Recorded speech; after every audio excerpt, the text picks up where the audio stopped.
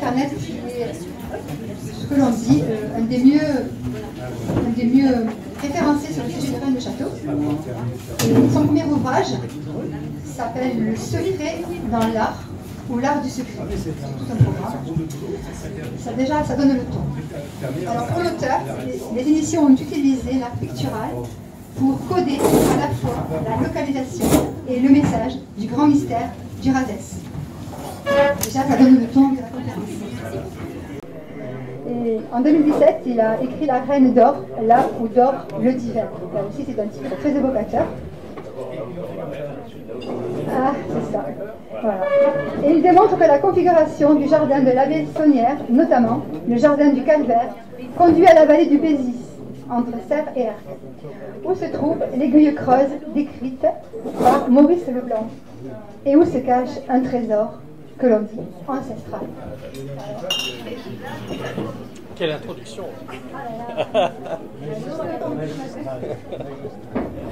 Bon, alors tout le monde m'entend bien là, j'ai une voix qui porte. Bon. Je vais essayer dans cette conférence, vous allez voir qu'il y a énormément de choses. Donc vous étonnez pas si je vais un peu vite, parce que évidemment le but du jeu ça va être d'arriver au bout. Et notamment au bout, il y a des choses intéressantes, parce que il y a 2-3 choses inédites qui vont vous montrer l'importance du lieu. Voilà, et puis c'est des choses qui sont très parlantes pour tout le monde. J'aime bien quand c'est très visuel. Bon, je me présente, hein, donc Jean-Pierre Garcia, je suis auteur, chercheur. Ma profession, en fait, je suis professionnel dans l'informatique, électronicien, informaticien. Donc, je travaille beaucoup dans l'industrie. Je travaille sur des sujets extrêmement pragmatiques, on va dire. Et donc, j'ai un peu, quand je viens sur Rennes, j'ai une double casquette, effectivement, parce que j'ai un regard de technicien. Et puis j'ai un regard aussi sur l'affaire, donc voilà, donc, qui m'amène pas mal de choses. Je tiens aussi à remercier Philippe Pigault, puis bon, l'association qui a bien voulu m'inviter, hein, c'est très gentil. J'ai une petite pensée aussi pour Chris Darkis qui n'est pas là parmi nous, mais puis bon voilà, comme elle m'a plusieurs fois aidé sur un certain nombre de sujets, donc bon, j'espère qu'elle va revenir très vite avec nous. Alors, donc mes recherches, en fait, donc moi j'ai commencé dans les années 2000, on va dire, donc par on va dire le canal classique Saunière, par lequel, bon, j'ai très vite, bon, par des coïncidences, hein, c'est des coïncidences qui se sont succédées, j'ai travaillé avec des grands chercheurs comme Franck Dafos, Jean Brunellin, enfin il y a un certain nombre de personnes que tout le monde connaît ici, qui m'ont très vite mis le pied à l'étrier. Et donc ça m'a permis peut-être de gagner peut-être 15 ans de recherche. Donc voilà. Et ça m'a permis d'avancer très très vite. Ensuite ça a été beaucoup de lectures, énormément de lectures, beaucoup de randonnées, beaucoup de prises de photos, etc. Ça a été aussi une vaste étude sur l'église de Saunière, qui m'a permis d'étudier de très près la fameuse fresque de l'église. Donc c'est un travail que j'ai fait avec Jean Brunellin, voilà. J'ai monté pour l'occasion ce site, la Rennes le Château Archives, qui a eu beaucoup de succès, que je continue à enrichir. Un livre, donc l'art du secret, voilà. Et à partir de là, je pensais m'arrêter. Je me suis dit, bon ben, j'ai fait mon boulot de chercheur, de petit chercheur, j'ai mis ma pierre sur l'édifice, et puis voilà. Et puis non, en fait, voilà, le destin en a décidé autrement.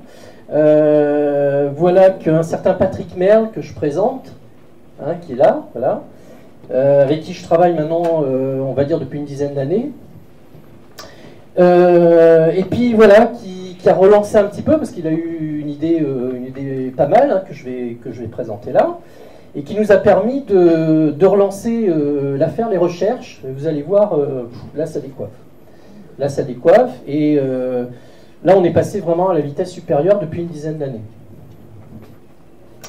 Donc, si je voulais résumer ce que je vais présenter ce soir, je vais essayer de vous emmener dans un lieu, un site qui s'appelle le Bézis. que peut-être tout le monde connaît, peut-être, je ne sais pas. Ça se situe à côté d'Arques, en fait, un petit village d'Arques, c'est pas très loin d'ici. C'est une vallée, c'est un très bel endroit. Mais voilà, on n'y est pas allé par hasard en fait. Hein, on ne s'est pas réveillé un matin en disant tiens, ben, on va aller visiter ce coin-là, et puis voilà. Non, non, ça ne s'est pas du tout passé comme ça. En fait, on a commencé à travailler, on a fait un travail d'étude qui n'a rien à voir avec le BESIS, qui a commencé à nous montrer, a commencé à parler, à nous montrer des choses vers le BESIS. Ensuite, il y a eu un autre événement qui est venu là-dessus, un autre hasard, qui a conforté cette piste, à tel point que ça a généré des visites de terrain, etc. Je suis tombé sur quelque chose de très important, qui s'appelle une aiguille magistrale. Et comme j'étais déjà affûté à la problématique des auteurs, vous comprenez bien que quand on se retrouve dans une région, enfin un secteur très important, qui est déjà montré par un tableau et par un domaine, le domaine de la Bessonnière en l'occurrence, et qu'on trouve une aiguille à cet endroit-là, vous comprenez bien que moi qui ai lu, j'étais déjà assez affûté avec Maurice Leblanc, ça a fait tilt. Donc à partir de là, j'ai commencé à creuser et j'ai revisité un certain nombre d'auteurs. Et là, on s'aperçoit qu'il y a de la matière. Voilà. Donc, ce qu'il faut bien comprendre sur cette conférence, c'est ce que je vais essayer de vous faire passer comme message, c'est que on va partir de ces trois pistes, je vais vous présenter ces trois pistes importantes, le domaine de la Bessonnière, le tableau de Téniers, des auteurs, et on va aller au BESIS. Par contre, ça ne va pas se faire en 5 minutes. On va faire 3 parties, il va y avoir 2 pauses, parce que vous allez voir, c'est riche. Hein. Allez, on y va. Alors, le sommaire, je vais vous embêter un tout petit peu au début. Bon, avec des grands classiques, Nombre d'or, je pense qu'il y a beaucoup de gens qui doivent déjà savoir ce que c'est. Je vais essayer d'aller très vite. Pourquoi je passe par là? C'est parce qu'en fait, je vais utiliser 2 outils de la géométrie sacrée, notamment le triangle d'Isis, triangle d'or. Vous allez voir, je vais en avoir besoin pour vous montrer certaines choses. Ensuite, on va faire un petit tour sur les bergers d'Arcadie. Je vais absolument pas, on va pas passer très longtemps sur le tableau. Il y a énormément d'ouvrages sur le sujet. Par contre, je vais vous montrer ce sur quoi on a fait reposer une partie de notre étude. Vous allez comprendre pourquoi, en fait. On va passer ensuite au domaine de Saunière. Là, c'est un sujet très passionnant aussi. Voilà, c'est une des premières pistes. Vous allez comprendre le travail qu'on a fait là-dessus. Le tableau de Saint-Antoine de Téniers. Et puis après, on va aller au BESIS. Et je finirai par des petits inédits. Vous allez voir, c'est assez intéressant. On fera 2 petites pauses de 10 minutes pour souffler un petit peu. Allez, on y va. Alors, je vais commencer par une devinette. Alors, c'est une image qui est extraite d'un tableau très célèbre, 16e, 15e.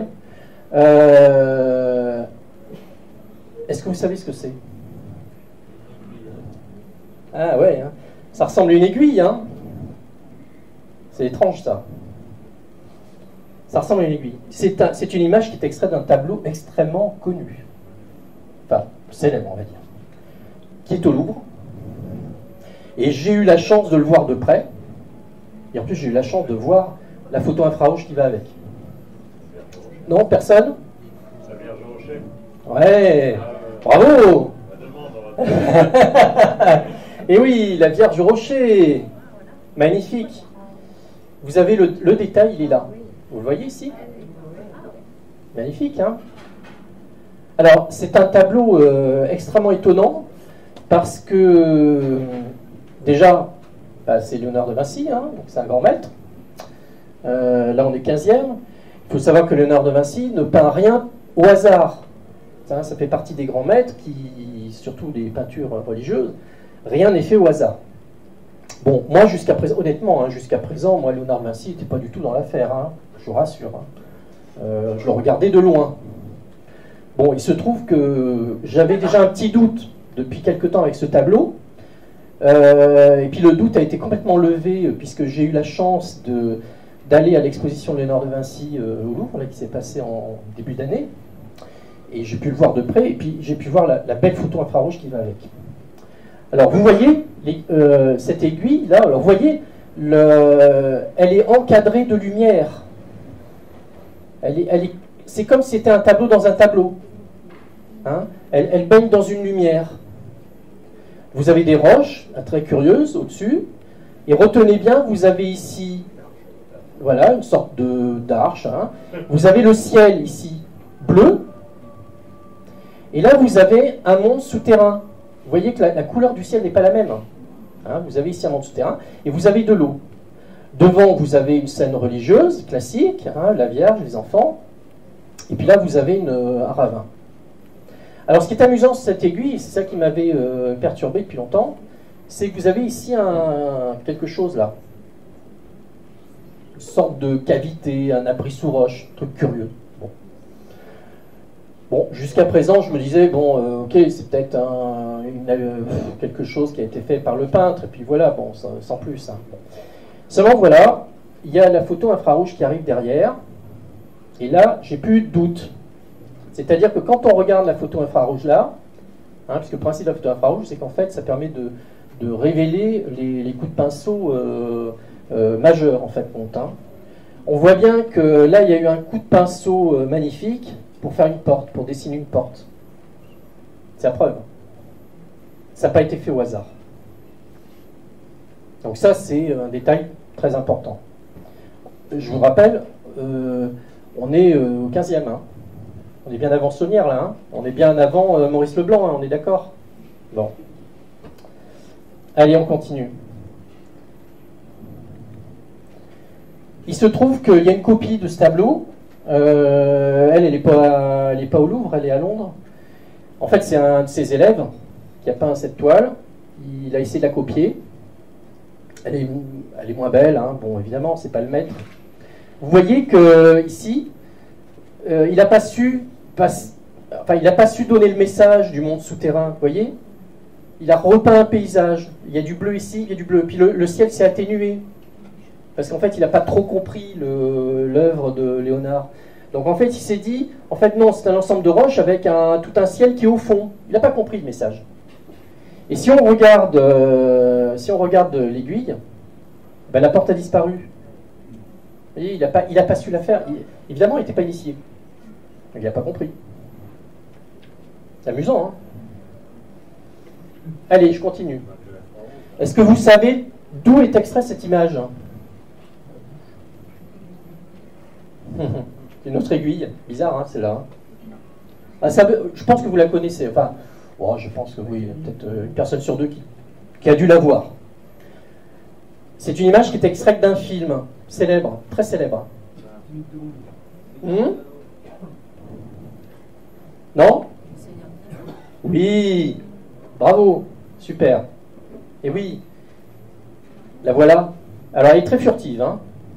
Vous avez à un moment donné, vous avez les personnages là, qui empruntent une rivière très large, et donc ils n'arrivent pas à l'aiguille en fait, hein, ils s'arrêtent un petit peu avant, mais on a le temps de la voir un petit peu, elle est suggérée. Et pour ceux qui ont vu le film, avant d'aller vers cette aiguille, on passe par un passage très étroit qui est encadré par deux énormes statues qui sont soi-disant les grands rois hein, de Tolkien. Hein, vous la voyez au fond. Donc, ça c'est le petit clin d'œil que je vous donne pour vous expliquer que ce thème de l'aiguille, c'est quelque chose qui est très ancré dans notre subconscient et qui est traité de temps en temps par, par des films, par des romans, etc. Donc, c'est quelque chose qui vient de très loin. Hein, pourquoi je dis ça? C'est parce qu'il y a des auteurs, enfin des chercheurs qui ont tendance à dire que Maurice Leblanc a inventé l'aiguille creuse, mais en fait pas tout à fait. Hein. Ok. Alors, là je vais vous embêter un tout petit peu, mais bon, on va faire un tout petit rappel, vous allez voir, je vais aller vite. Le nombre d'or. Alors le nombre d'or, en fait, donne lieu à ce qu'on appelle la géométrie sacrée. Donc c'est une géométrie dite mathématique esthétique, harmonieuse, symbolique, que l'on retrouve dans tous les domaines. Tous les domaines. Vous l'avez dans la littérature, dans la poésie, dans l'architecture, vous l'avez dans la physique, dans l'astrophysique, etc. Donc c'est très général. On la rencontre dans les temps les plus lointains. Vous voyez, on a des traces de cette géométrie au 5e millénaire. On voit bien qu'elle sublime tout, hein, sublime l'univers. C'est aussi, il faut la considérer comme un langage, hein, entre les hommes et les dieux. Ça a été utilisé, c'est un vrai langage en fait. Et cette géométrie sacrée, elle découle de ce fameux nombre d'or qui vaut, voilà, c'est un irrationnel en fait, hein, donc une suite infinie de chiffres. En fait, on a l'habitude, c'est phi, on a l'habitude de l'appeler phi 1,618. Donc retenez bien ça, 1,618. On s'arrête là parce qu'après il y a un zéro, donc on se considère que la précision est suffisante. Ce nombre d'or possède deux propriétés, voilà, je vous le donne simplement, hein, donc phi plus 1 c'est phi au carré, et l'inverse de phi plus 1 égale le nombre lui-même. Ça a l'air de rien, mais ces deux propriétés remarquables vont engendrer derrière toute une série de propriétés géométriques, etc. Vous avez certainement été confronté à ce genre de choses. On définit un petit peu le nombre d'or comme ça, le nombre correspondant au partage considéré comme le plus harmonieux d'une grandeur en deux parties inégales. C'est-à-dire qu'en fait, en clair, ça veut dire qu'on prend une section, on la divise en deux parties inégales, et on la divise de manière que ce soit la plus esthétique possible. C'est très subjectif, hein, ce qu'on raconte, mais en fait, il se trouve que quand on utilise le nombre d'or pour diviser cette section, eh ben, c'est d'une beauté absolue. Alors, bon, il y a un monsieur qui s'appelle Fibonacci, qui a trouvé une suite, qu'on appelle la suite de Fibonacci, qui se construit comme ça, donc je vous le donne juste, hein, ne la prenez pas par cœur, hein, c'est juste une petite info. En fait, vous la construisez très simplement, vous commencez par 0, 1, vous comptez, hein. Le troisième, c'est la somme des deux, 0 plus 1, 1. Le 2, bah, c'est la somme des deux précédents. En fait, la suite se construit comme ça, hein, c'est-à-dire que le nombre qui est à calculer est la somme des deux précédents, etc. Et donc, on arrive avec cette suite fabuleuse, on voit que quand on fait le rapport des différents nombres successifs, on tend vers ce nombre d'or, vers phi. Et ce qui est fabuleux, c'est que on a tout de suite, en construisant cette équivalence sous forme géométrique, on a une construction qui est assez connue pour les gens qui s'intéressent au sujet. En fait, vous avez ici ce qu'on appelle un rectangle d'or. Hein, vous voyez le rectangle d'or, c'est-à-dire qu'en fait, si vous divisez la grande section par la petite section, vous obtenez phi. Ça se définit comme ça, le nombre d'or. Et ce qui est remarquable, c'est que si on enlève le carré, ici, on enlève le carré, il reste un rectangle, et bien ce rectangle est aussi un rectangle d'or. Et etc., etc., etc., etc. Et ce qui permet de construire cette fabuleuse spirale. Alors pourquoi je vous montre ça? C'est tout simplement pour arriver à ça, c'est que, en fait, les artistes ont utilisé le nombre d'or, surtout dans le courant de la Renaissance, etc. Enfin, et vous avez un exemple, voilà, vous avez un exemple ici classique. Vous voyez, bon, voilà, Léonard, il nous a peint cette Mona Lisa, voilà, qui est inscrite dans une spirale dorée. Voilà, c'est très joli. Hein, en fait, c'est pour vous expliquer que le nombre d'or se cache dans les œuvres esthétiques. Voilà, il y a de l'esthétique, on ne sait pas pourquoi. Mais en fait, quand on commence à l'analyser au niveau géométrique, on s'aperçoit que, ben oui, il y a de la mathématique derrière. Mais c'est caché. Ça fait preuve de... Voilà, ça fait partie de l'exercice, hein, de ces peintres initiés. Léonard de Vinci, c'était un peintre initié. Donc je disais, bon, le nombre d'or, c'est pareil, vous allez le retrouver partout. Hein. Même ici, je l'ai mis en amusement, hein, vous l'avez même dans les vignettes d'Hergé, hein, vous voyez ici. Si vous voyez l'explosion de la bouteille de whisky du capitaine Haddock se fait exactement sur un rapport doré. Hein. C'est-à-dire que si vous faites le rapport de cette section-là, c'est phi, dans ce sens-là aussi. Donc le point ici est ce qui rend l'image harmonieuse. Ça a l'air de rien, mais voilà. Et vous l'avez, voilà, vous retrouvez ce nombre partout. Vous allez voir pourquoi je raconte ça, hein, vous allez comprendre après.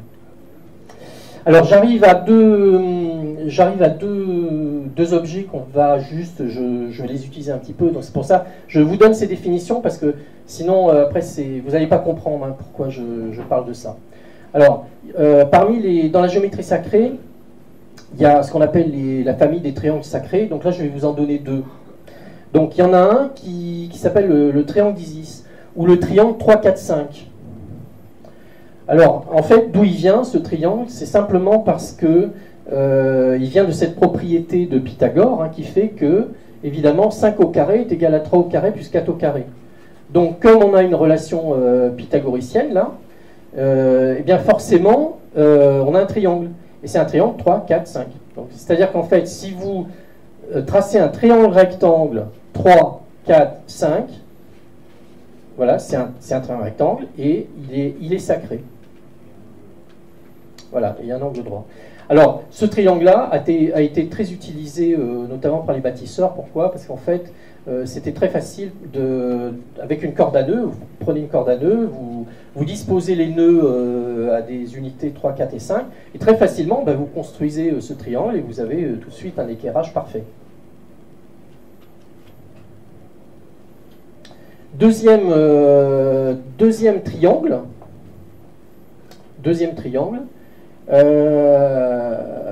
Alors non, pas deuxième triangle. Je continue sur le triangle d'Isis pour vous montrer, parce que vous allez me dire, mais ce triangle, d'accord, ok, très bien, 3, 4, 5, mais il est où le nombre d'or là-dedans? Je vous dis sacré, mais pourquoi, d'où il vient? En fait, il est caché. C'est pour vous faire comprendre que c'est ce qui rend la géométrie sacrée très difficile. Hein. C'est que on sait qu'elle est sacrée, le nombre d'or est dedans, mais il n'est pas forcément visible. Donc, là, je vous montre où il se cache. Vous prenez le triangle 3, 4, 5. Vous tracez un cercle inscrit. Vous tracez la bisectrice ici. Eh bien, la distance du sommet à ici, au bout de la flèche, c'est 2 fois le nombre d'or. Pas facile, hein. Je ne vous ferai pas la démonstration, hein, je vous rassure. Hein. Bon, sachez que, voilà, il cache le nombre d'or, ce triangle. Alors, pourquoi je vous en parle? Ben, voilà, je vais déjà rebondir sur un auteur. Jules Verne, Clovis Ardentor, c'est amusant. Si vous lisez Clovis Ardentor, alors là, on va être un peu dans le subliminal, hein, c'est qu'en fait, il va s'amuser avec le 3, 4, 5, mais il ne va pas vous dire que c'est un triangle, évidemment, trop facile. Par contre, il va citer le 3, 4, 5, mais de manière habile. Dans son roman, le Clovis d'Ardentor, qui traite d'un sujet d'adoption, etc., à un moment donné, il parle du Code civil. Il parle d'un article dans le Code civil. Et bien l'article, ça va être 3, 4, 5. C'est un article fictif, hein, mais il va vous sortir l'article 3, 4, 5. Donc, pour les gens qui ne connaissent absolument rien dans la géométrie sacrée, ils vont lire ça, c'est tout, point. Par contre, pour les initiés, pour les gens qui connaissent un tout petit peu, là, ça va tilter. C'est une sorte de balise qui a été mise pour dire aux initiés, attendez, cet ouvrage, il y a des choses dedans, commencez à creuser.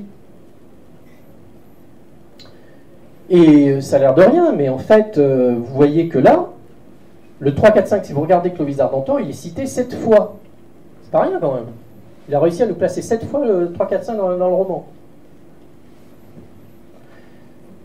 Et regardez la formule, elle est très jolie en plus. Hein. Consultez, donc ça c'est vraiment l'extrait dans le roman, hein. Consultez le code, titre de l'adoption, article 3, 4, 5. Il fait de cela une condition essentielle, à moins que, répéta Clovis Ardentor, et sa figure sera Serena.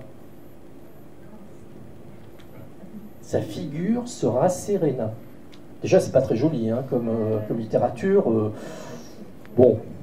Mais pour un initié, c'est du foie gras, là. Sa figure, donc figure. Alors, en fait, vous allez comprendre qu'il y a 2 thèmes sur figure. Hein. Et je vais vous donner le premier degré. Figure, c'est figure géométrique, évidemment. Raserena, mot superbe. Là, vous trouvez la racine de rases, et vous trouvez rena, reine. Donc, ça figure ce raserena, histoire de dire que, voilà, il y a des figures géométriques de ce côté-là. Alors, les initiés, ils ont compris. Ceux qui ne connaissent pas la géométrie sacrée, ils passent. Hein. Allez, on continue. Je vais parler d'un autre triangle. Alors celui-là, on va l'utiliser aussi. C'est ce qu'on appelle le triangle d'or. Alors, le triangle d'or se définit de la manière suivante. Si vous, c'est aussi un triangle rectangle, et il se définit comme ça, c'est-à-dire que si vous faites le rapport de l'hypoténuse, donc c'est-à-dire le grand côté, sur le petit côté, c'est le nombre d'or. C'est plus simple à comprendre. C'est un triangle très particulier qui est défini comme ça. On l'appelle le triangle d'or. Voilà, donc je passe, ça c'est pour les férus de mathématiques. Et sachez que ce triangle d'or, on le retrouve dans la pyramide de Khéops, notamment, entre autres. Mais on le retrouve ailleurs, hein, vous allez le voir.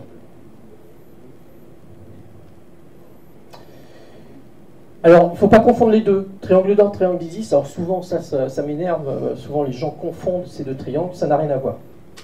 C'est presque les mêmes, mais ce n'est pas les mêmes. Hein. En fait, si vous faites le rapport du triangle d'or, bah, c'est phi par définition. Mais si vous faites celui d'Isis, c'est un nombre un peu plus satanique, on va dire. Ah ouais, c'est curieux, hein. Donc voilà, il ne faut pas les confondre. Hein. Il faut pas les confondre. Mais malheureusement, dans la littérature et chez les auteurs, en général, on confond les deux.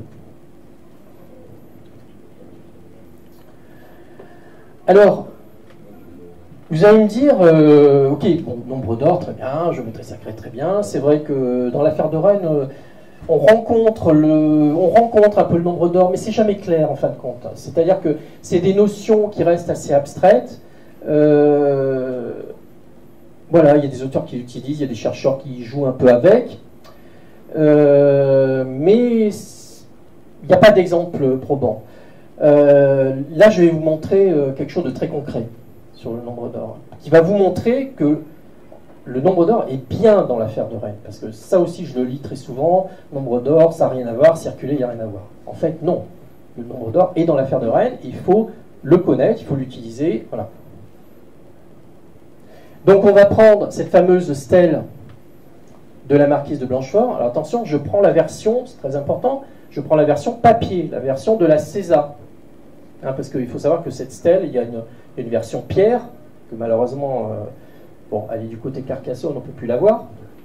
Mais il y a une version papier. La version papier est presque plus importante que la version pierre, parce que la version papier, elle a été codée. Mais elle a été codée pour aller plus loin que la version pierre. On va prendre un rectangle d'or, ok? Alors, prenons un rectangle d'or.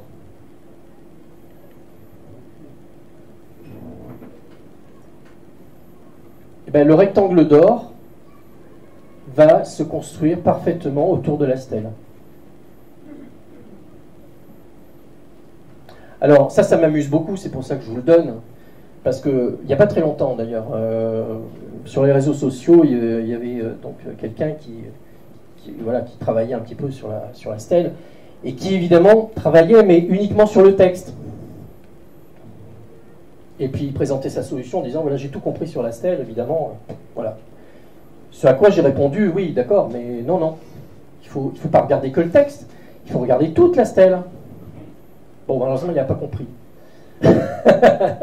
Mais voilà, vous comprenez pourquoi il faut prendre son ensemble.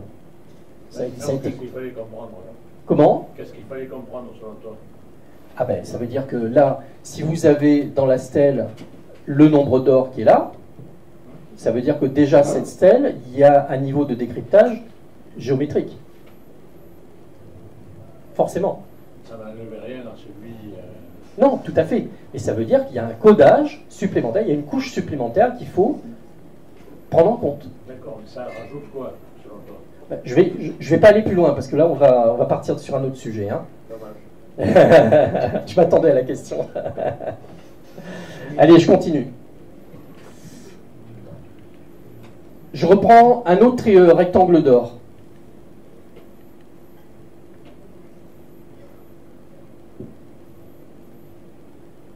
Vous voyez, l'autre rectangle d'or, il se met sur le texte. Ah, ça se complique là. Donc, ça vous montre bien que ça n'a pas été fait au hasard, ce dessin. Cette stèle. Elle n'a pas été faite au hasard, elle n'a pas été construite au hasard. Il y a une géométrie très importante qui est basée sur ce. Troisième exemple. Pour le coup, on va prendre un triangle 3, 4, 5. Tiens. Allez, on y va. 3, 4, 5. Hop. Alors lui, il arrive à se caler là. Alors ça commence à être fort là, hein, parce que là, on a dans la stèle du 3, 4, 5, on a du rectangle d'or, donc on voit bien que cette stèle, c'est pas n'importe quoi. Hein. On va aller un petit peu plus loin. Je m'arrêterai après parce que sinon... Allez, on va faire la petite présentation que je vous ai faite tout à l'heure. On va prendre le cercle inscrit. Voilà, on va le construire là. Et puis, on va tracer la bisectrice. Hein. Je vous avais montré la bisectrice qui montre le nombre d'or. Voilà. Par définition, ça se démontre, c'est 2 fois le nombre d'or. Très bien. Mais il y a quelque chose de très intéressant à observer. Ici. Ça, c'est une particularité que les chercheurs ont vue depuis très longtemps, c'est qu'il y a une lettre qui est non romaine ici, hein, dans le nombre romain. Vous voyez ? Il y a un O mystérieux. On n'a jamais compris pourquoi il y avait un O là. Hein. Par contre, c'est marrant, c'est que le O, c'est le centre du cercle. Ah. Vous voyez? Donc, ça veut dire aussi, tout ça, ça veut dire quoi? Ça veut dire que le texte de la stèle lui-même n'a pas été fait n'importe comment. C'est-à-dire que non seulement c'est un anagramme fabuleux, hein, bergère, pas de tentation, etc., mais en plus, il a une composante géométrique à l'intérieur. Ah, ça commence à être chaud là. Hein. Allez, on continue, parce que là, je m'arrête là, parce que là, on part sur d'autres sujets. C'est pas le propos aujourd'hui. Allez, là, je vais changer de registre. On va faire un petit tour sur les bergers d'Arcadie. Alors, ce tableau, bon, on ne le présente pas, hein, c'est un tableau sur l'affaire de Rennes, voilà, qui fait partie des 2 tableaux mythiques qui sont issus de cette fameuse phrase bergère, pas de tentation, que Poussin-Ténier, etc. Pourquoi je vous le présente? C'est parce qu'en fait, il est arrivé quelque chose d'assez extraordinaire il y a quelques temps, il y a quelques années. C'est que ce tableau, on a eu la chance, mais c'était absolument pas prévu, je pense que c'est une fuite internet ce qui est passé, c'est qu'il y a eu une photo à un moment donné qui montre le tableau sans son cadre. Et là, stupeur, quand on enlève le cadre de ce tableau, eh bien, il y a des marges. Vous voyez, là, en haut, vous voyez, il y a des bandes noires, ici, sur le côté, etc. Et donc ça nous a beaucoup intrigués. Patrick pourra nous en parler largement là-dessus. Ça tendrait à montrer qu'il s'est passé quelque chose sur le tableau. On a touché au tableau. Alors, il faut savoir que c'est un tableau célèbre, au Louvre, 17e, peint par un grand maître, Poussin, Nicolas Poussin. Un musée n'a strictement pas le droit de toucher à un tableau. C'est interdit. Sauf cas de force majeure, c'est-à-dire pour le sauvegarder, vraiment... il était en train de s'abîmer, donc il faut faire une opération voilà, de sauvetage, mais ce n'est absolument interdit. Or, ce tableau a subi, malheureusement pour nous, malheureusement pour les chercheurs, des transformations. Et ce n'est pas que cette tentative d'agrandissement, parce qu'en fait c'est une sorte de tentative d'agrandissement ratée, puisqu'en fait, si vous allez au Louvre aujourd'hui, vous allez retrouver le cadre. Ils ont essayé d'agrandir le tableau, ça a été raté, ils ont mis le cadre, terminé, circulé, rien à voir. Mais c'est pire que ça, c'est qu'en fait ce tableau a subi des repeints. Alors notamment dans cette partie-là, ici, beaucoup de repeints. Alors évidemment, la version officielle, c'est oui, voilà, on l'a un peu retouché parce que ça s'abîme. En fait, malheureusement, à coup de repeint, ils ont fini par enlever l'importance du fond du tableau, qui est fondamental. Et voilà. Alors, heureusement pour nous, il y a des graveurs qui, heureusement, ont sauvegardé ce tableau. Donc voilà, je remets le cadre. Vous voyez que le cadre nous montre un tableau voilà, sans les bords. Hein. C'est étrange quand même. Hein. Alors, heureusement pour nous, il y a des gravures qui ont été faites. Alors, il y a deux gravures très importantes. Il y en a une qui a été faite par Bernard Picard. Vous voyez, donc là, on est en 1696. Hein. Les bergers d'Arcadie, on pense que c'est 1555. Enfin, 1655, excusez-moi. Donc là, ça a été fait un peu plus tard. Et cette gravure est très importante pour plusieurs raisons. C'est que d'une part, elle est considérée aujourd'hui comme fidèle, parce qu'en fait, elle a été faite par un graveur très renommé, Bernard Picard. Et aujourd'hui, on a toutes les raisons de penser qu'il a vraiment fait une gravure très très fidèle au tableau des bergers d'Arcadie. Et la deuxième chose très importante, c'est ici, vous avez en bas un texte latin qui donne une information extrêmement importante, parce qu'il nous donne la taille du tableau. Alors ça, c'est pas banal, hein. Je pense même que c'est un cas unique d'ailleurs. De trouver dans une gravure la taille d'un tableau original, c'est extrêmement curieux. Donc là, voilà, si on zoome sur ce qui est écrit, vous voyez, donc vous avez la dimension ici, hein, d'après le tableau de Nicolas Poussin, haut de 2 pieds, etc. Voilà, qui a été consigné dans les appartements du roi, puisque Louis XIV, en fait, dès qu'il a compris que le tableau était très très important, il l'a montré au public une journée, et puis après, hop, il l'a mis dans les appartements privés, circuler, il n'y a plus rien à voir. Jusqu'à sa mort.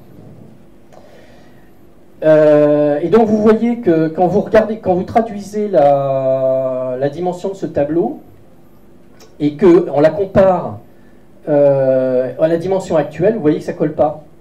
Hein. Donc on arrive, d'après la gravure, le tableau faisait 121,9 sur 86,7, et la dimension de la toile agrandie, hein, parce qu'en fait, on va regarder celle-là, hein, sans la bordure, vous voyez que ça ne colle absolument pas. Hein, vous voyez, de 121 on passe à 127, c'est les 6 cm qui ont été rajoutés en agrandissement, etc. Alors, qu'est-ce qu'on peut conclure avec ça? C'est qu'en fait, on voit bien que déjà, le tableau a été manipulé, il n'est pas comme à l'origine. Il y a eu une volonté à un moment donné de faire quelque chose sur ce tableau. On a voulu casser quelque chose dans ce tableau. On a voulu casser sa taille, sans doute pour peut-être gêner le message, hein, qui est derrière. Alors, pourquoi j'en arrive là? Alors, je vais vous présenter la deuxième gravure. Donc, la deuxième gravure a été faite par Mathieu Rendel, 1865, elle est plus tardive, qui est aussi très intéressante parce que elle offre aussi beaucoup de détails. Elle est aussi assez fidèle, donc elle est très très intéressante et très fine. Mathieu Rendel, hein, 1865. Alors, pourquoi je vous montre ça? C'est parce qu'en fait, on va s'intéresser au profil montagneux qui est derrière des bergers d'Arcadie, qui va nous donner pas mal d'informations. Sur ce profil montagneux, il y a 3 sommets. Hein, il y a un sommet central, il y a un sommet à gauche, un sommet à droite. On va commencer par regarder le sommet central. Donc vous voyez, là, c'est la version peinte par Nicolas Poussin. On sait aujourd'hui, on connaît aujourd'hui, on peut mettre un nom, hein, sur ce sommet, hein, preuve en photo. Voilà, il s'agit de la pique grosse du Bugara. Hein. Alors, à la petite différence près que vous voyez ici, la lumière n'est pas tout à fait pareille. Alors, pour vous situer, hein, vous voyez là, il y a un décrochage de roche, là, un petit peu en équerre, vous l'avez ici. Hein. Vous avez cette petite coupure, cette petite coupure-là. D'ailleurs, oui, c'est ça, cette petite coupure-là, hein, vous la retrouvez. Donc, vous retrouvez tous les éléments. Sauf que l'éclairage n'est pas le même. Hein. Donc là, on peut en déduire que la lumière... enfin, Poussin a peint la Piquegrosse avec une lumière qui vient de l'Est. Là, la photo vous montre une lumière qui vient d'Ouest. Donc la photo, elle a été prise vers 16h30 à peu près. Alors c'est intéressant parce que, en fait, évidemment, quand j'ai vu ça, je me suis dit, bon, tiens, il faut quand même que j'aille voir ce que ça donne avec un éclairage un peu plus correct. Donc vous voyez ici, la Piquegrosse est là. Hein. Je rappelle que tout ça, c'est le Bugara. Il y a 2 sommets sur le Bugara. Donc il y en a un qui est le principal, hein, qui est celui-là, 1230 mètres. Et il y a le second sommet qui est ici, hein, qui est beaucoup plus visible, qu'on voit. Et donc, ça vous montre bien que, comme la Piquegrosse est là, le sujet a été peint avec une lumière qui vient de la gauche, hein, qui vient de l'Est. Et là, vous avez ici une photo que j'ai prise vers 11h en juin. Vous voyez que la lumière commence à être mieux. Hein. Hein, on retrouve ici la même lumière. Alors, pourquoi je raconte tout ça? C'est que très probablement, il y a eu une volonté ici de peindre la Piquegrosse avec un soleil qui est proche du zénith, midi, le fameux midi, hein, qu'on retrouve dans le Bergère pas de tentation. Hein. Alors on va faire le même exercice avec la partie droite du tableau. Alors là, c'est assez fantastique parce que vous voyez, regardez ça c'est ce qu'on observe aujourd'hui hein, sur le tableau de Poussin qui est au Louvre. Hein. Voilà, partie droite. Vous voyez que vous ne distinguez plus rien. Il y a eu tellement de repeints qu'on ne voit plus les structures de la falaise, de la montagne, à tel point qu'il y a énormément d'auteurs, et moi compris, hein, je dois le reconnaître, hein, il y a à peu près une quinzaine d'années, tout le monde était alors il y avait plusieurs versions, il y avait ceux qui pensaient que c'était le Rocco Negro, d'autres qui étaient partis, tiens, ben ça, il y a une petite colline, ah ben c'est Rennes-le-Château. Allons-y, bah oui, évidemment, il n'y avait pas assez d'informations. Sauf que, en étudiant, donc ça c'est des recherches plus récentes, hein, en étudiant les gravures, on voit qu'en fait, sur le tableau de Poussin, c'est pas un profil plat et sombre, hein. En fait c'est une falaise. Vous voyez la découpe de la falaise, hein, avec les ombres et les lumières, on voit bien le découpage là, avec le petit chapiteau qui est là. Et là on le retrouve ici. Vous voyez? Et ça a complètement disparu là. Hein. Et en fait, ce découpe de falaise, pour les gens qui connaissent bien la région, on le connaît, hein, c'est le Bézu, hein, c'est la falaise du Bézu. Alors sauf que aujourd'hui, c'est un peu camouflé parce qu'évidemment, il y a de la végétation. Donc c'est plus difficile à comparer, mais voilà, on est bien dans la falaise du Bézu. Vous voyez que, en fait, ces repeints, alors est-ce qu'ils ont été faits au hasard? On ne sait pas. Hein.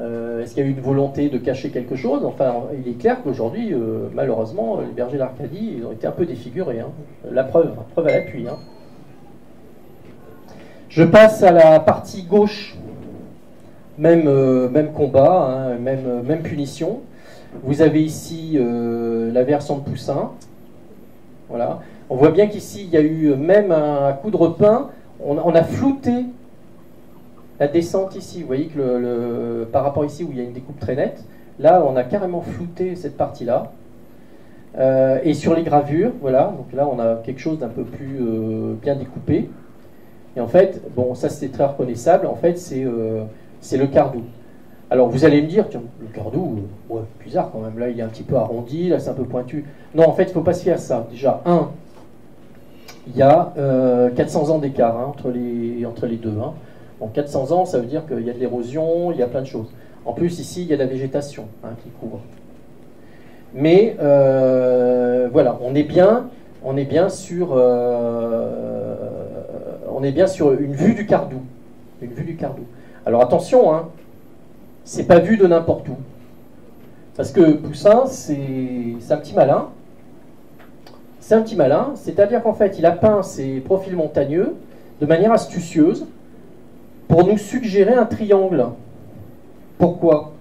Parce qu'en fait, ici, la pique grosse qu'il a peint, il l'a peint comme si on la regardait depuis le Cardou. Ici, il a peint le Bézu, le château du Bézu, comme si on le regardait depuis la pique grosse. Et ici, il a peint le Cardou, comme si on le regardait du château du Bézu. Ah. Alors quand vous faites l'exercice, ben, oui, fatalement, vous dites, mais c'est bizarre. Donc ça veut dire qu'il faut que je me mette à 3 points pour observer ce qu'il a peint. Mais si je me mets à 3 points, ça veut dire qu'il y a bien 3 points, donc il y a un triangle. Et puis, hop là, ça y est, le message est passé. Vous voyez, il faut faire un peu d'effort hein, quand même pour arriver jusque-là. Hein. Donc on est sur un triangle. Ah, ben nous voilà bien. Et bien ce triangle, c'est ça qui est extraordinaire, c'est que ce triangle, si vous le dessinez sur une carte, c'est un triangle d'or. Aïe. Curieux ça, hein, parce qu'en en fait, on est quand même sur des sommets naturels. Hein. Donc, bon voilà, hein, on suppose que l'homme n'a pas déplacé les sommets pour que ça l'arrange. Non, il se trouve que très probablement, il y a une configuration géologique magnifique, là. Et les fameux codeurs ancestraux ont utilisé cette topographie exceptionnelle pour en faire quelque chose. Et Poussin a pris la relève et a mis ça dans un tableau. C'est comme ça qu'il faut voir les choses. Enfin, c'est comme ça que je vois les choses. Donc, nous voilà avec un triangle d'or. Nous voilà bien avancé. Donc, je vous le dessine. Hein, il est là. Vous l'avez ici. Donc, vous avez le Cardou ici, le château du Bézu, la pique grosse. Il est rectangle au niveau du château du Bézu. Étrange aussi, vous avez l'église de Rennes-les-Bains qui est pile poil alignée sur ce côté-là, entre le Bézu et le Cardou. D'ailleurs, c'est formidable, si vous montez au château du Bézu avec une belle vue, vous ciblez le Cardou, vous allez voir que l'église elle est pile poil dans l'alignement. C'est très amusant. Si on prend les mesures, vous voyez que on est à tendance nombre d'or. Alors, c'est pas exactement le nombre d'or, hein, je l'accorde. Hein. Ah oui, on est quand même sur des sommets naturels. Hein. Bon. Sauf que on est quand même à 10-2 d'erreur. C'est énorme. Hein. Pour un truc naturel, c'est énorme.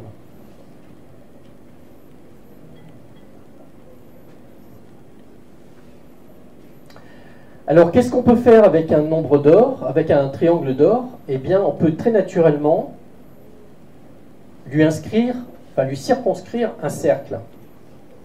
Donc, voilà le cercle que je mets autour du triangle d'or. Et bien, ce cercle, il est magnifique parce qu'il passe, vous le verrez, il passe par 3 endroits très importants, dont un que j'aime bien. Alors, il passe notamment par la pique de la Val-Dieu. La pique de la Val-Dieu, c'est une arête rocheuse. Hein, donc, pour les randonneurs, c'est une magnifique promenade. Vous prenez le chemin, vous allez jusqu'au bout.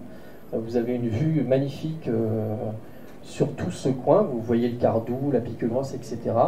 Et dites-vous que si vous êtes au bout de la pique, ici, eh bien, dites-vous que vous avez le cercle circonscrit du triangle d'or qui passe à vos pieds. Donc ça, voilà, il faut bien comprendre. Pourquoi je montre ce cercle? C'est parce que vous allez voir que l'aiguille est posée sur le cercle. Ah, eh oui, c'est pas fait au hasard tout ça. C'est pas pour le plaisir de tracer des cercles et des triangles que je vous montre ça. C'est parce que nous avons affaire à des initiés, notamment dans l'art, qui n'ont qu'une obsession, c'est de laisser des messages. Et donc ils les laissent comme ils peuvent. Hein. Donc là, vous en avez un superbe. L'aiguille, elle est plantée là, en plein milieu, sur le cercle. On le verra après. Hein. Alors, je rebondis là sur les auteurs, hein, évidemment, Maurice Leblanc. Évidemment, Maurice Leblanc, il va nous écrire un roman qui s'appelle Le Triangle d'or, voilà, qui a été écrit en 1918. Et puis, il s'amuse hein, avec ça. Hein. Allez. Alors là, je vous ai extrait un petit truc. Hein. Donc, c'est le capitaine Belleval.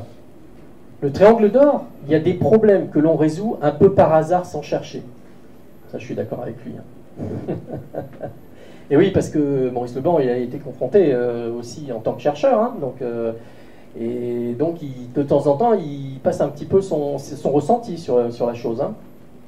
Puis regardez, Capitaine Belleval, comme c'est beau, Belleval. Alors hein, dans l'affaire de Rennes, il faut souvent inverser. Hein. Belleval, hein, c'est Belle-Vallée.